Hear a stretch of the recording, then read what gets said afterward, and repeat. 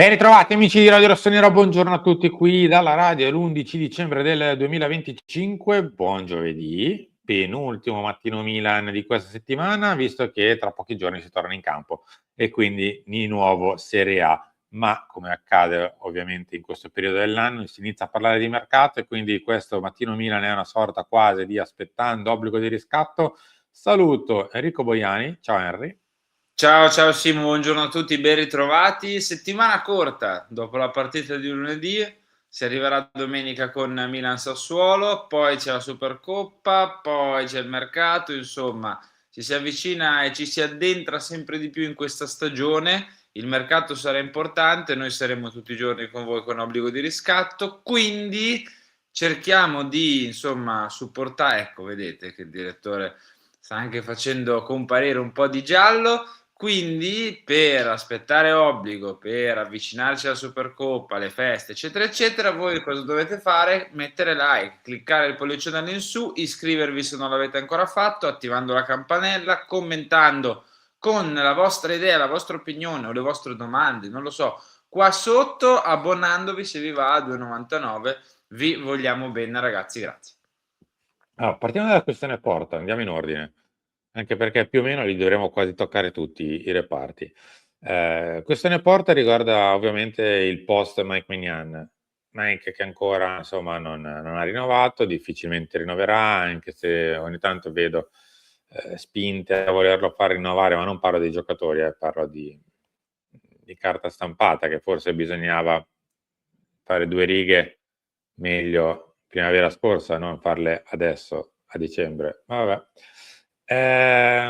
Questione che quindi ci obbligherà, tra virgolette, a guardarci intorno per non rischiare ovviamente di restare senza portiere magari nella parte finale di questa, già di questa stagione, con poi una ricerca che diventerebbe problematica se fatta all'ultimo, perché portieri buoni non è come difensori, centrocampisti, attaccanti, non è che ce ne sono milioni, sono relativamente pochi e a livello di mediane tra l'altro li dovresti anche pure pagare parecchio, quindi bisogna guardarsi un po' altrove. Uno dei nomi che sono usciti ieri, avete già visto magari anche qua sul canale, abbiamo già parlato, è quello di Sousa del Corinthians, portiere non più giovanissimo e tra l'altro se non ricordo male 27 anni, un 27 giocatore, gennaio.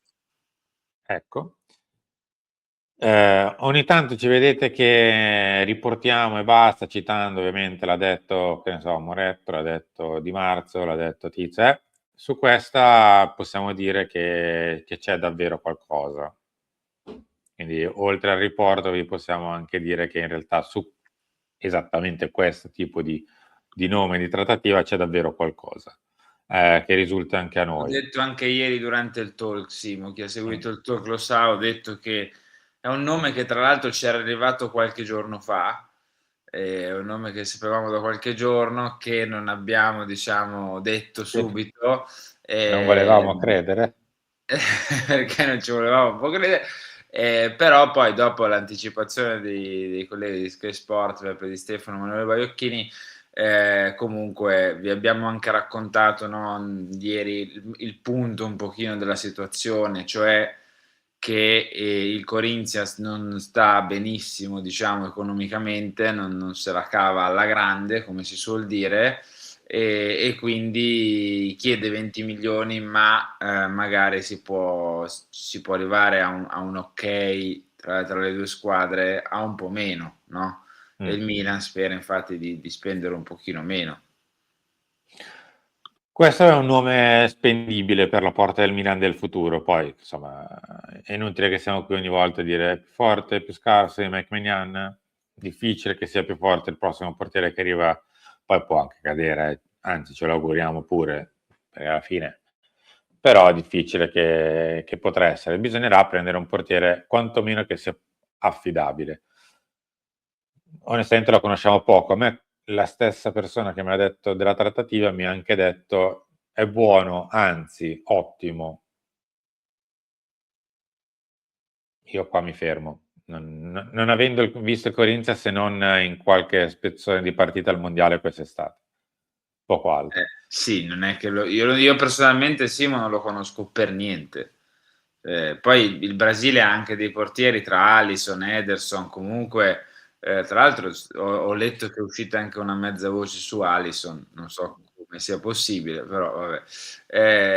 Il Brasile a livello di portieri non ha dei fenomeni magari generazionali, posto che Alisson comunque la sua carriera l'ha fatta, però era abbastanza coperto, no? Anche perché se il vice era Ederson, che è stato il portiere del City per anni, ci sta che Hugo Sousa non giochi, però insomma, eventualmente se mai dovesse accadere, ieri abbiamo pubblicato anche su Instagram, no?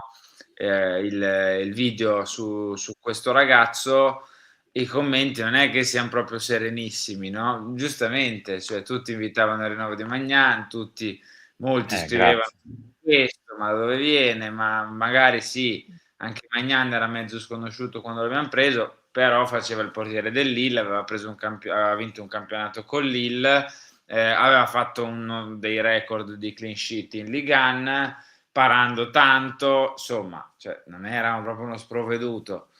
Neanche questo sarà uno sprovveduto, ci mancherebbe, però capisco i dubbi dei tifosi.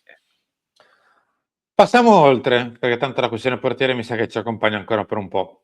Per quanto riguarda il centrocampo, in questo momento c'è un nome su tutti che potrebbe essere interessato, anche lui stesso, un po' a guardarsi intorno per partire. C'è Ruben Loftus-Cheek, che non ha avuto grandissimo minutaggio, onestamente anche un po' ci ha messo del suo, con delle prestazioni che non sono state sicuramente all'altezza nella primissima parte della stagione, l'hanno fatto un po' scivolare all'indietro, a centrocampo non si è praticamente quasi mai visto, ora Allegri lo sta utilizzando un po' da seconda punta barra tre quarti oppure addirittura da esterno, quindi in realtà spazio in squadra ci potrebbe anche essere, ritagliandoselo qua e là in varie parti del campo. È ovvio, evidente che in questo momento ci sono due giocatori soprattutto a centrocampo e il terzo forse a rientro di Fofana quasi, perché tanto Allegri ha fatto capire che in quella posizione preferisce lui come dinamismo, eccetera, eccetera. Ora, il giocatore invece, visto che ha riannusato la nazionale, non vorrebbe rischiare di perdere l'ennesimo treno nazionale e quindi magari di tornare in Premier per giocare, farsi vedere, andare al mondiale. Potrebbe essere un'idea di gennaio quella di Loftus di chiedere di andare. A quel punto poi si ripartirebbe da capo perché, come abbiamo detto da qualche settimana, non sarà un mercato che andrà ad aggiungere o comunque ad andare tanto in oltre in surplus, anche perché soldi non ce n'è, e quindi quello che esce entrerà. Sì, posto che siam corti, cioè nel senso io capisco che non deve essere un mercato Lo di so. spese folli e pazze, okay, ci sta, però siam corti, cioè numericamente siam corti, anche che se ne dica siam corti. Detto questo capirei Loftus, capirei il Milan nel volerlo cedere perché va bene tutto, va bene che ogni tot fa la partita in cui sembra un giocatore iperdominante, però sono molte di più le altre partite che fa Loftus-Cheek, quindi ci può stare. Secondo me Allegri sperava di poterlo un po' Mm. revitalizzare in estate, poi si è reso conto che gli serviva Daniel Rabiot e quindi diciamo il processo non è andato proprio come si sperava. E l'idea della Premier League è, diciamo, la più naturale, no? Quante volte anche l'anno scorso, gli anni scorsi abbiamo detto vabbè dai, Loftus-Cheek per non fare minusvalenza, per cederlo, magari riguadagnarci anche qualcosina, qualche squadra in Premier la trovi. Ecco, io credo che ci possa stare come idea questa per lui. Capisco che non sia semplice cederlo. Cioè, comunque le altre squadre guardano le partite di Loftus-Cheek e magari si rendono conto che il livello non è proprio altissimo ultimamente. Chiudiamo con l'attacco. Ieri Santiago Jimenez non si è ancora allenato, ancora a parte, non è aggregato al gruppo e quindi credo che vada verso il Novers per la partita di domenica. Vorrebbe dire che rimane soltanto l'allenamento di oggi e domani, massimo la rifinitura di sabato. Soltanto una manciata di allenamenti in gruppo per un giocatore che non è in gruppo da prima del 5 di novembre, quando poi fu annunciato che sarebbe stato fuori 5 settimane, invece siamo entrati anche nella sesta. Quindi la vedo difficile che possa essere della partita di domenica. Si apre quindi come sempre il solito calderone. La sua gente fa sapere che non ha tutta questa intenzione di volerlo piazzare a gennaio, potrebbe anche essere una strategia. L'ha detto anche tante volte in pubblico, che non se ne parla nemmeno di partire, che il Milan stesso non gli ha mai detto che lo vuole mandare via. Quindi in teoria ad ascoltare le persone interessate non ci sarebbe nulla, né da dire, né da parlare, né da pensare. È ovvio che invece la situazione reale, invece sotto traccia, oltre le parole di facciata, è un po' diversa. Al netto che forse Santiago un po' gli dispiacerebbe ovviamente lasciare il Milan dopo un anno solo, puzzerebbe un po' di sconfitta in Sì, di generale. mezzo fallimento, di esperienza Eh, che non è andata, che succede, succede a tutti e quindi ci può stare benissimo, però era una delle squadre in cui sperava di giocare, è arrivato, a me dispiace più che altro perché è arrivato nel momento, credo, peggiore della storia recente del Milan, cioè post Banter, dalla Banter in poi, quel momento lì uno dei peggiori, sì. è il momento peggiore forse del Milan da, insomma, ripeto, dagli anni in cui sei tornato poi in Champions fino ad oggi, no? E quindi mi dispiace, cioè, mi dispiace che sia arrivato in quel momento lì. Però da quest'estate in poi sì, lo avevano rimesso sul mercato, magari non è l'attaccante di Allegri, però lui le chance le ha avute, cioè a me quello che poi vado a vedere è che non è che c'è stata la conferenza di, insomma, il prepartita di Lecce di Tare, ha giocato quella, poi non si è fatto lo scambio con Dovbyk e non ha più giocato, ok? Cioè lui dopo quella partita lì ha giocato una, due, tre, quattro, cinque, cioè ha giocato parecchio, ha avuto tante chance, è forse lì che ha perso un po', diciamo, il treno, no? Cioè è lì che avrebbe dovuto dire ok, sono rimasto, sto giocando perché ce le ho fuori, vado, ok? E invece si è sgretolato forse un po' tutto lì. Chiudiamo con l'attacco appunto per invece l'entrata. Allora, si sono fatti tanti nomi, quello di Mauricardi ad esempio, ma non trova grandissimo sponda.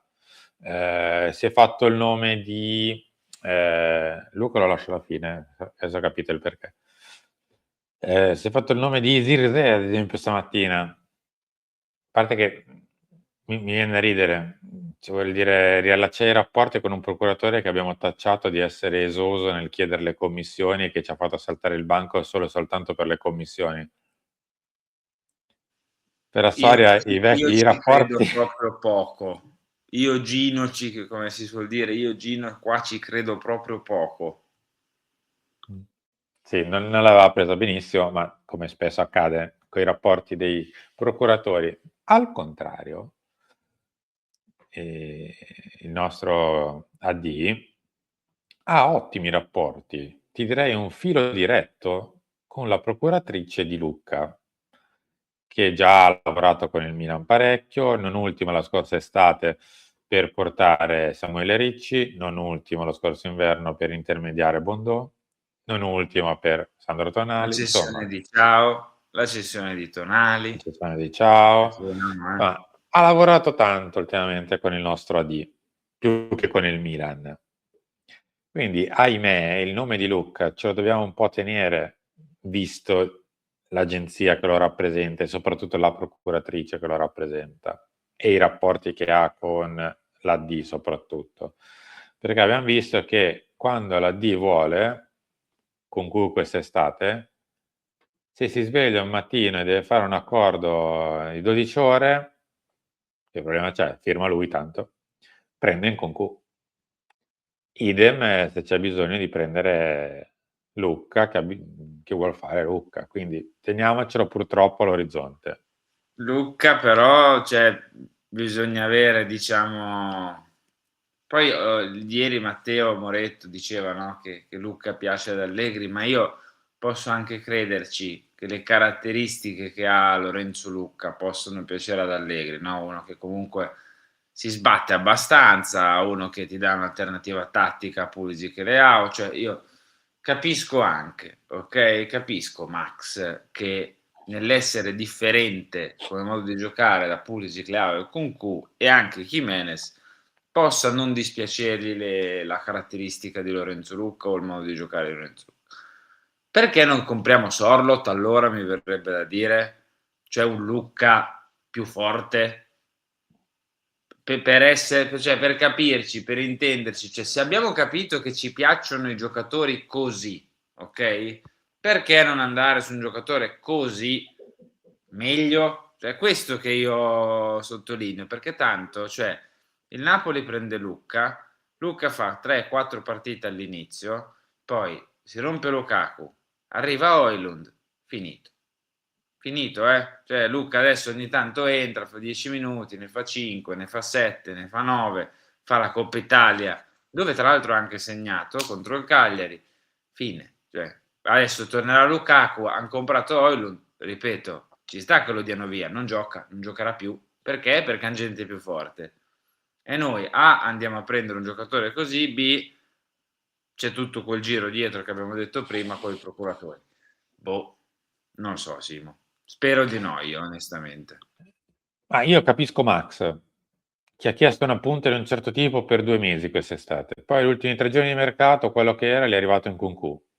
E quindi ho detto, caspita, se per caso mi prendono Lucca, prendo. Cioè, piuttosto Sì, che ritrovarmi l'ennesima seconda ma punta infatti. che poi mi ritrovo a dover dire non so cosa farci, perché lui ha detto palesemente questa frase travestita in altre parole, ma esattamente detto, ma Ma che guarda che caspita, ieri, Simo, tra l'altro è uscita anche un'indiscrezione del giornale, mm. o una notizia, scegliete voi come chiamarla, che parlava di un Allegri molto, molto stupito, e credo abbiano usato un termine molto edulcorato, a fine estate per l'arrivo di Nkunku e anche un Tare un po', diciamo, incredulo, freddo su questa trattativa perché è stata condotta e diretta e chiusa in 20 minuti, credo, da qualcun altro.